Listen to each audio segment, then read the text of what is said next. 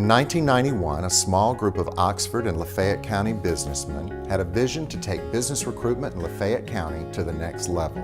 Known as the EDF, the partnership focused on industry and business recruitment, development of infrastructure necessary to support job creation and investment, and the importance of cooperation with local government and community organizations to build our community's assets and retain and improve Oxford's distinctive cultural heritage.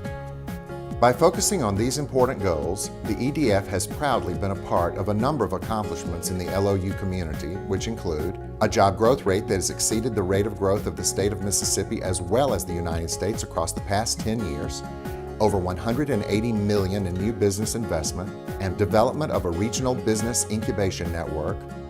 Less tangible, but most importantly, the EDF has a track record of successful local and regional partnerships, including that with the University of Mississippi.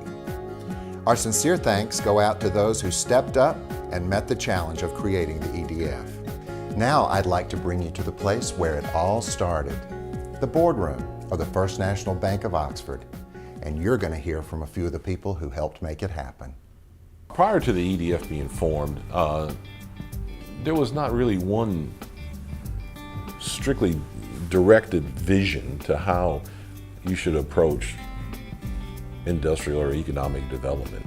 In 1991, $30,000 of the chamber budget was allocated for economic development, and this was pitifully low. We hired a consultant, Dr. Malcolm Portera. He came in and worked with us for about a year. He met with business leaders, governmental leaders. He proposed that this budget be funded by a private-public approach, with the city of Oxford providing $50,000 and Lafayette County providing $50,000, and then we'd raise $100,000 from the private sector. The beginning of the Economic Development Foundation was not really that smooth. The payment of the money to the EDF was vetoed by the mayor.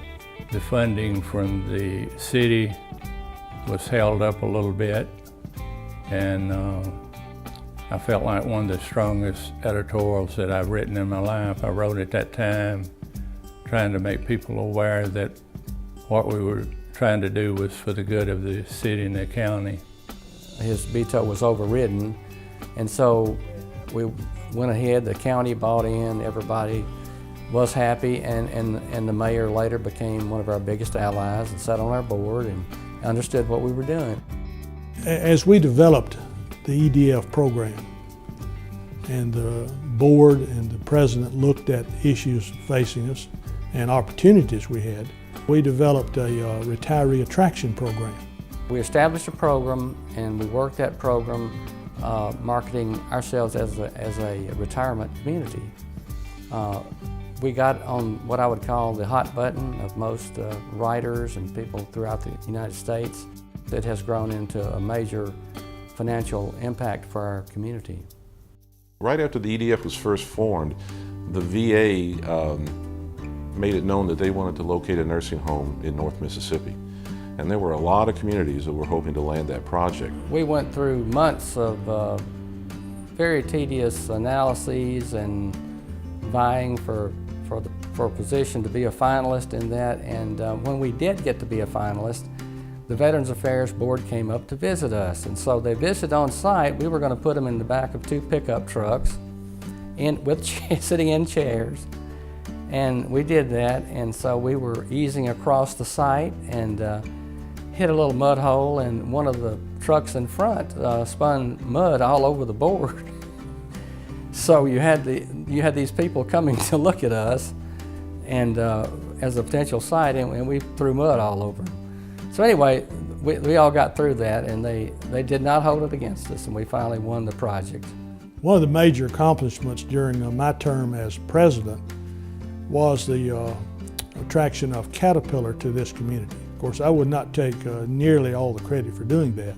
The EDF executive director certainly was involved deeply, along with the supervisors, the whole community. Today, they are a great part of this community with several hundred in employment. I came on board in '96, and from '96 to now, I've seen many changes. And most all of the changes, per se, that is good for this county and this city, EDF had a hand in it. I think one of the more recent successes that we can all see from the Economic Development Foundation is the recruitment of Winchester to our community. There was so much confidentiality and secrecy as a part of that recruitment, and the success of bringing them to not only our community but bringing over 1,000 jobs to our community was just a huge, huge win for Oxford and Lafayette County, and I think something that's going to pay dividends well into the future. Balancing heritage with growth is a difficult thing to do, and one that has a lot of careful thought and planning has to be done. I think that's what the leaders of Oxford-Lafayette County and University have been attempting to do for years, and have really done a pretty good job of that. The university is grateful to have such a strong partnership with the EDF and with the Oxford and Lafayette County community. And working together, we know that we will see creative growth in our economy in a thoughtful way. The groundwork that was laid 20 and 25 years ago, we've seen it come full circle, and it's coming into place. I am, and along with a lot of other people who were part of the beginning, are still committed. You can't quit now, you got to keep going. We don't need to think that we've accomplished so much that there's not more to accomplish. We've really come a long way, and I think the public would say that, and our supporting members and governments would say that.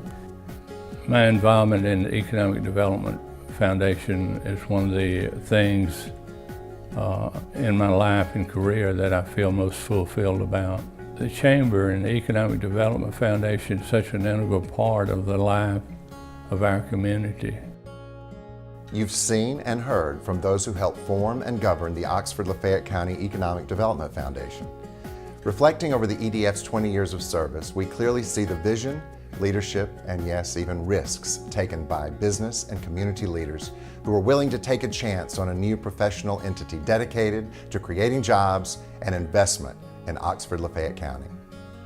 And now, all you need to do is look around this beautiful, thriving community to realize their vision and see how successful they've been.